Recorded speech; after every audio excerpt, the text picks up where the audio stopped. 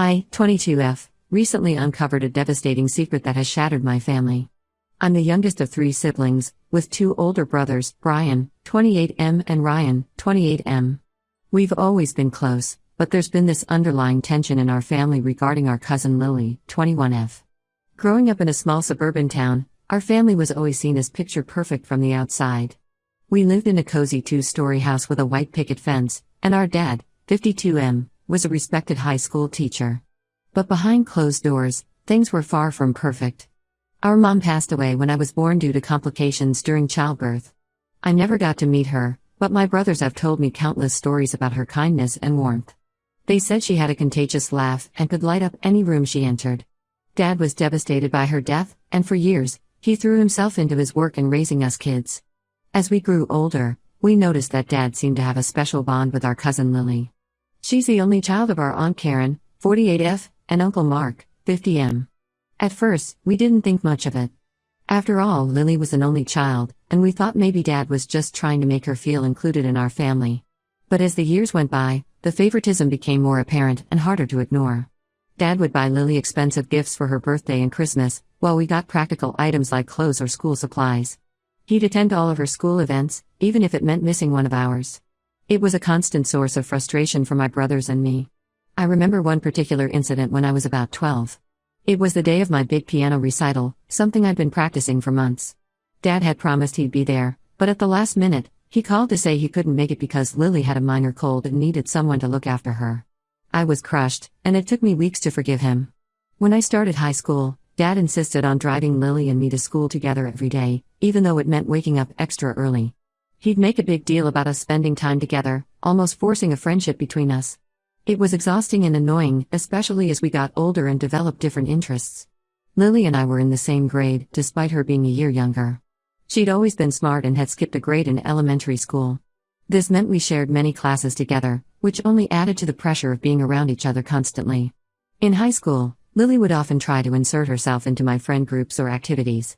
She'd show up uninvited to parties or hangouts, always mentioning how close we were as cousins. It was embarrassing and made it hard for me to have my own social life. I remember one time when I was hanging out with my crush at the local ice cream parlor, and Lily showed up out of nowhere, sitting down with us and talking about embarrassing childhood stories. Needless to say, that potential relationship never took off. As we grew older, the favoritism towards Lily became even more apparent. When my brothers graduated high school, they had to work hard for scholarships and take out loans for college. Dad didn't have much saved up for their education, claiming that his teacher's salary couldn't stretch that far. Brian ended up going to a state school and working part-time to make ends meet. Ryan joined the military to help pay for his education. They both struggled financially throughout college, often having to choose between buying textbooks or having enough food for the week. But when it came time for Lily and me to apply for colleges, things were different. I overheard a conversation between Dad and Aunt Karen about a college fund for Lily. They were discussing investment options and talking about how they'd been saving for years to ensure Lily could go to any school she wanted. This revelation shocked me to my core. How could my dad set up a college fund for my cousin but not for his own children? It didn't make any sense. That's when a terrible thought crossed my mind: what if Lily was actually my half-sister? The more I thought about it, the more things started to add up. The constant favoritism, the secret college fund, the way Dad and Aunt Karen always seemed to have private conversations at family gatherings. I couldn't shake this suspicion, so I decided to investigate. I managed to secretly obtain a strand of Lily's hair from her hairbrush during a family dinner. I sent it off for a DNA test, along with my own sample. The waiting period was agonizing. I couldn't focus on my studies, and my grades started to slip. My friends noticed I was distracted, but I couldn't bring myself to tell them what was going on. When the results finally came back, they confirmed my worst fears: Lily and I shared the same biological father. The implications of this were enormous. It meant that my dad had an affair with my aunt, resulting in Lily's birth, just a year after my mom died. The betrayal and deceit were overwhelming. I sat on this information for days, not knowing what to do. I finally decided to tell my brothers about the DNA test results. We met up at a local park, away from prying eyes and ears. When I told them, they were just as shocked and angry as I was. Brian punched a nearby tree, bruising his knuckles.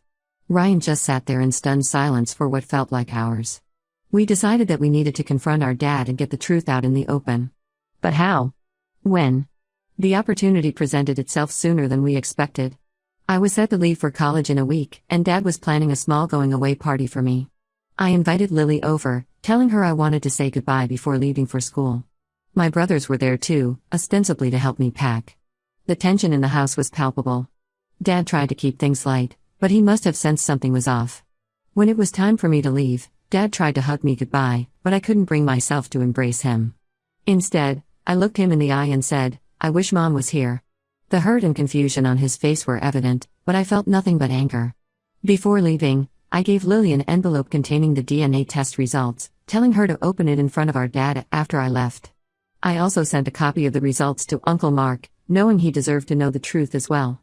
As we drove away, my phone started blowing up with calls and messages. Aunt Karen was sending a barrage of texts, alternating between angry accusations and attempts to justify the affair.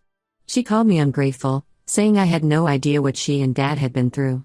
Dad, on the other hand, remained silent, not even trying to defend himself or apologize. Now, as I sit in my dorm room, surrounded by unopened boxes and a life that feels like it's been turned upside down, I can't help but wonder if I made the right decision. The truth is out, but at what cost? Our family is in chaos, and I feel responsible for it all. But how could I have kept living with such a massive lie? Ida for revealing this secret and potentially destroying our family? Update 1. It's been about 3 weeks since I revealed the truth about my dad's affair with Aunt Karen, and the aftermath has been nothing short of a tsunami hitting our family. I wanted to give an update on what's been happening, as things have developed in ways I never anticipated. The day after I left for college, Uncle Mark apparently confronted Aunt Karen and Dad. According to my cousin Lily, who called me in tears the next day, it was an explosive confrontation. Uncle Mark had shown up at our house, DNA results in hand, demanding answers. Aunt Karen tried to deny it at first, but Dad, in a moment of what I can only assume was guilt-driven honesty, admitted to everything. Uncle Mark and Lily moved out of their house immediately after that. They couldn't bear to be around Aunt Karen anymore. Uncle Mark has been staying with his brother in the next town over, while Lily moved into her college dorms early. She told me she couldn't stand to be in that house anymore, surrounded by photos and memories that now felt tainted. Aunt Karen has been relentless in her attempts to contact me. Her messages range from angry tirades blaming me for ruining her life to tearful pleas for forgiveness. In one particularly hurtful message, she said my mom would be ashamed of me for tearing the family apart. She even went so far as to say that my mom would have understood that sometimes people make mistakes when they're grieving. I've blocked her number, but she keeps finding ways to reach out through social media and mutual acquaintances. Dad, on the other hand, has maintained radio silence. He hasn't reached out to me or my brother since that day. Part of me is relieved that I don't have to deal with his excuses, but another part feels hurt by his lack of effort to make things right.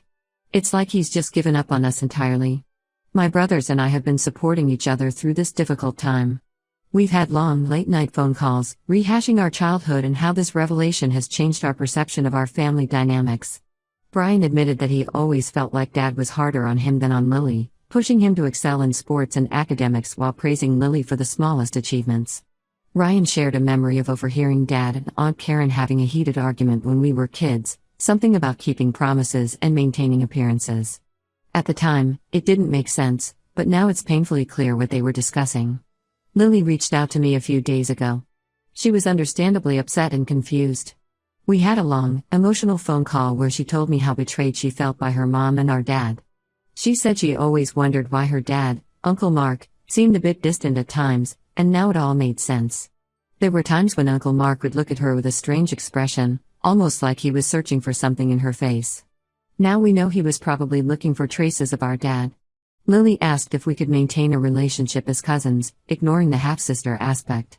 I agreed, as I don't want to punish her for our parents' mistakes. But I'd be lying if I said it wasn't awkward. Every time I look at her now, I see our dad, and it brings up all these complicated emotions. Uncle Mark called me as well. His voice sounded tired and strained, like he had aged years in just a few weeks.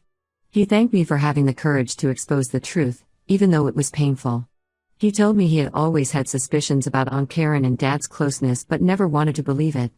There were times when he'd come home early from work and find them in deep conversation, only to have them quickly change the subject when they noticed him. He said he felt like a fool for not trusting his instincts sooner. He's filed for divorce and is seeking full custody of Lily, even though she's legally an adult now.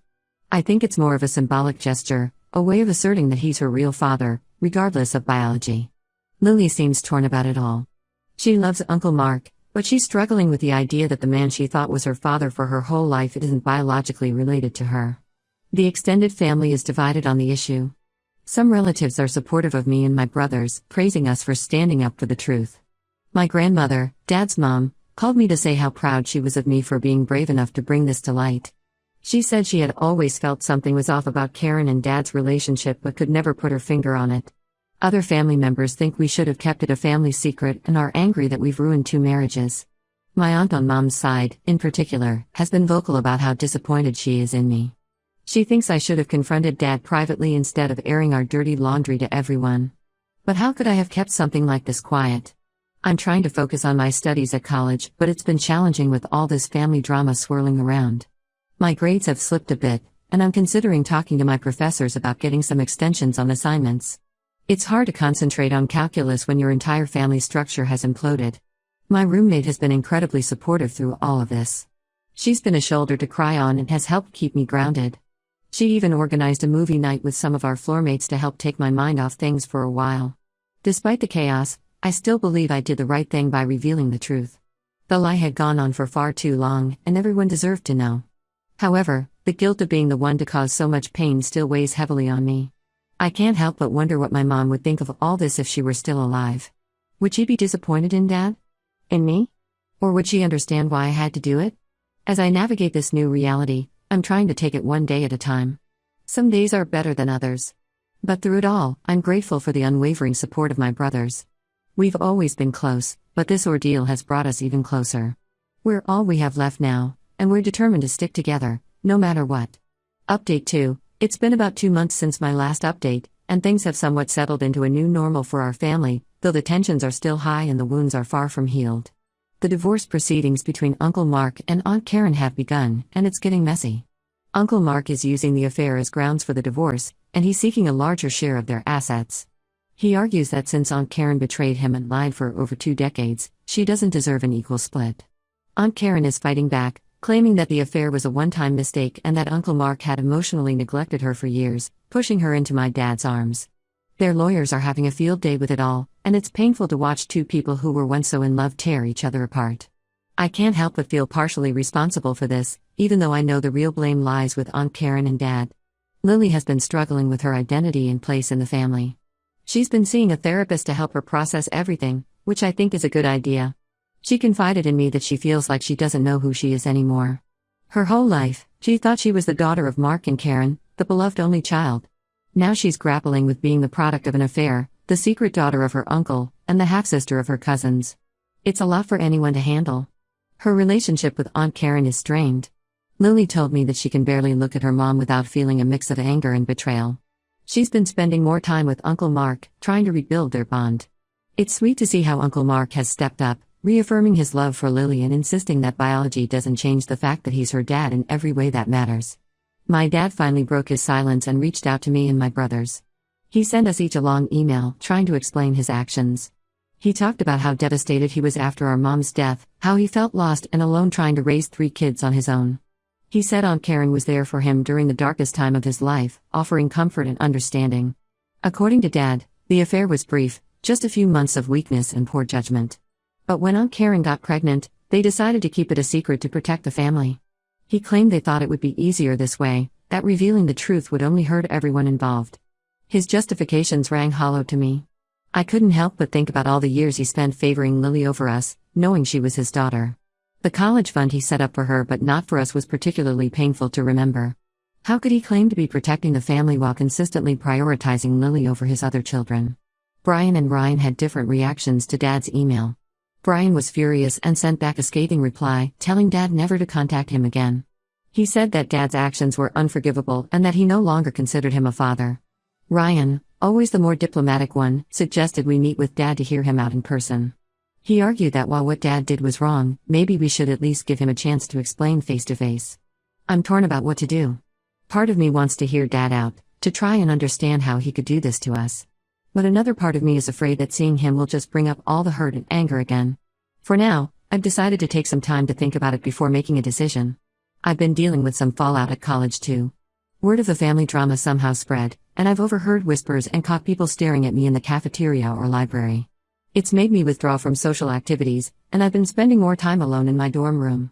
My roommate has been great, trying to coax me out to events or just to grab coffee, but most days I just don't have the energy for it.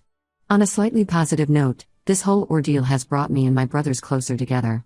We talk almost every day now, supporting each other through the emotional roller coaster. We're even making plans to get an apartment together after I graduate next year. The idea of having a space that's just ours, free from the complicated history of our childhood home, is really appealing. Aunt Karen has finally stopped trying to contact me directly, but I've heard from other family members that she's been badmouthing me to anyone who will listen. She's painting herself as the victim and me as the villain who destroyed a happy family. It's frustrating to hear, but I'm trying not to let it get to me.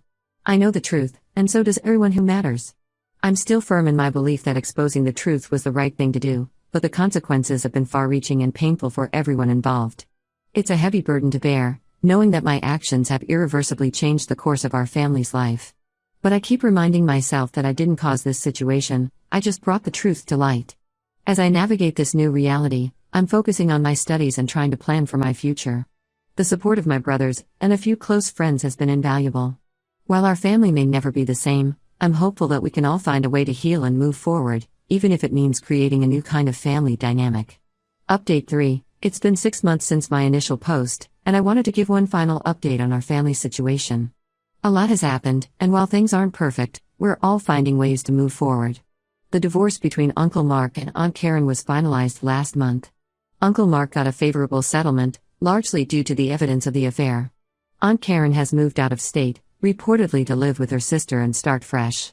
I haven't heard from her directly in months, and honestly, I'm relieved. The distance has given everyone some much-needed space to process everything. My dad made several attempts to reconcile with us over the past few months. He showed up unannounced at Brian's workplace, trying to talk to him during his lunch break. Brian was furious and threatened to call security if Dad didn't leave immediately. Then Dad tried to ambush Ryan at his favorite coffee shop. Ryan, always the calmer one, listened to Dad for a few minutes before firmly telling him he wasn't ready to forgive and asking him to leave. When he realized he couldn't get through to my brothers, Dad focused his efforts on me. He started sending me care packages at college, filled with my favorite snacks and little gifts, things like fuzzy socks, scented candles, and gift cards to my favorite cafes. At first, I ignored them, but then I started donating the contents to the student food bank. I couldn't bring myself to enjoy anything from him, but I didn't want the items to go to waste. Dad even tried to pay off my student loans as a peace offering. When I got the notification that my loans had been paid in full, I was shocked. Part of me was tempted to accept it, after all, it would make my life so much easier. But I knew I couldn't. I contacted the financial aid office and had them reverse the payment. I couldn't let Dad buy my forgiveness. The final straw came when he showed up at my dorm room last week. I was shocked to see him there, standing awkwardly in the hallway with a bouquet of flowers. He begged me to hear him out, saying he had so much he needed to explain. Against my better judgment, I agreed to talk to him, but insisted we go to a public place on campus. We ended up at a busy coffee shop where I felt safe and could leave easily if I needed to. During our conversation, he tried to justify his actions again. He talked about how lonely he was after Mom died, how overwhelming it was to be a single parent to 3 kids. He said Aunt Karen was there for him, understanding his pain in a way no one else could. He claimed the affair just happened and that he never meant for Lily to be conceived. When I asked him about the years of favoritism towards Lily, he tried to downplay it. He said he was just trying to be a good uncle and that I was misinterpreting things. But when I brought up specific incidents, the missed recitals, the college fund, the constant praise, he couldn't deny it. He admitted that he felt guilty about Lily and overcompensated, but insisted he loved all of us equally. I listened to everything he had to say, but in the end, I couldn't find it in my heart to forgive him. The years of feeling second best to my own cousin, the financial support he gave her but not us, and the web of lies he maintained for over 2 decades, it was all too much. I told him that while I appreciated him reaching out, I needed time and space to heal. I asked him not to contact me again unless I reached out first. He looked defeated when I said this, but nodded in understanding. As he got up to leave, he told me he would always love me and would be there if I ever wanted to reconnect. I watched him walk away, feeling a mix of sadness, anger, and relief. Lily and I have maintained a cordial relationship. We text occasionally and have met up for coffee a few times when we're both home from college. We've agreed to think of each other as cousins and nothing more. It's still a bit awkward, but we're both trying. She's been rebuilding her relationship with Uncle Mark, and they've even started going to family therapy together. It's nice to see them working things out. As for me, I'm doing better. My grades have improved, and I've started socializing more on campus. I joined a study group for one of my tougher classes, and it's been nice to focus on something other than family drama. I've even started dating a bit, though I'm taking things slow. The support of my brothers has been invaluable throughout this entire ordeal. We're still planning on getting that apartment together after I graduate, and I'm looking forward to starting a new chapter of my life with them. We've talked about starting some new family traditions, just the three of us. It won't replace what we've lost, but it's a start. This experience has taught me a lot about the complexities of family, the weight of secrets, and the importance of honesty. While the path hasn't been easy, I still believe that bringing the truth to light was the right thing to do. Our family may never be the same, but at least now we're living in reality, not a carefully constructed lie.